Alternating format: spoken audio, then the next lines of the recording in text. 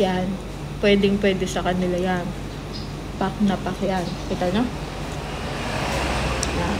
Very open sila sa pagbebenta niya. Ganun, no, tama, pakpak. But parang may makeup ako dito.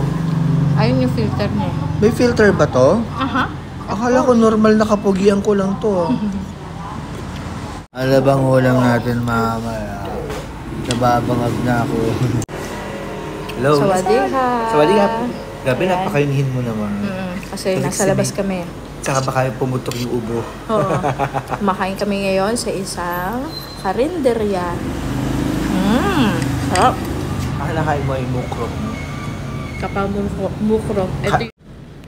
Ito yung go-to food ko kapag hindi ko alam kung anong kakainin ko. Sorry. Kasi, madali siyang sabihin, kapaw, mukrok. May cypric. Huwag mo lagyan ng sili. Kasi ayoko na maanghang. Ang kapaw ay rice. Mukrok ay crispy pork. Pag gusto mo siya lagyan ng gulay, palagyan ng gulay. Ano sabihin? Kana, mukrok. Hindi. Pakpakruwam yata yun eh. Kasi yung paano eh. Pakpakruwam, mukrok. Ganun, no, tama, pakpak. But parang may makeup ako dito.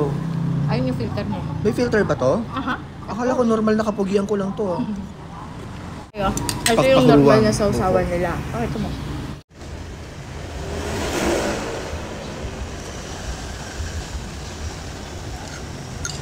Punong-puno ng sili ang patis. Masarap yan. Sarap pala nun.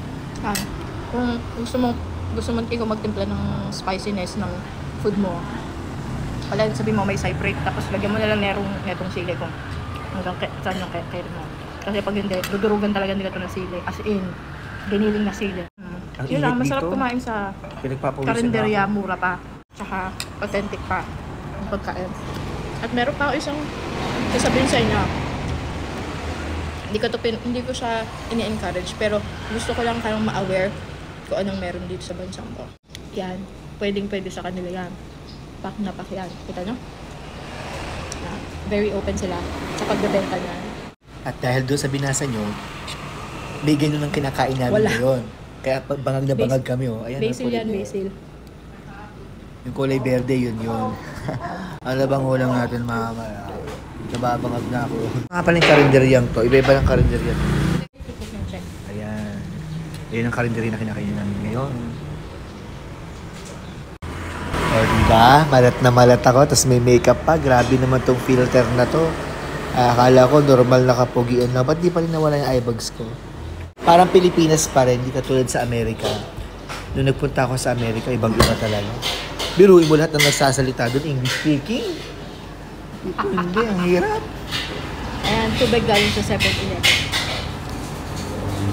Maganda, bibili na lang kayo ng tubig kasi medyo yung yellow nila, hindi ko alam kung paano. Oo, yung yellow, di alam ko saan tubig kinuha.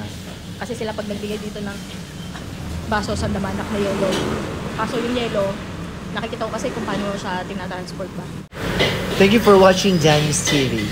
Wadikap! Wadikap! Sa ulit.